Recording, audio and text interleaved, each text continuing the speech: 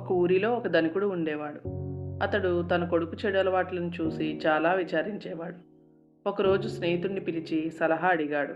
అప్పుడు ఆ స్నేహితుడు బాగా ఆలోచించి మన్నాడు ఆ పిల్లవాడిని తనతో పాటు బయటకు తీసుకువెళ్ళాడు. దారిలో పిల్లవానికి చిన్న చిన్న మొక్కలు చూపించి వాటిని పీకమన్నాడు. పిల్లాడు చాలా సులువుగా తీసేశాడు. కొంచెం ముందుకెళ్ళాక కొంచెం పెరిగిన మొక్కల్ని చూపించి పైకి తీయగలవా అని అడిగాడు. వెంటనే చురుకుగా పీకి చూపించాడు. ఇంకా ముందుకు వెళ్ళాక ఒక పెద్ద మొక్కను వేళ్లతో పెకిలించమన్నాడు. కొంచెం కష్టపడినా ఎలాగోలా పెకిలించి చూపించాడు. ఇంకా పెద్ద చెట్టును చూపించి దానిని పీకగలవా అని అడిగాడు. నా వల్ల కాదన్నాడు.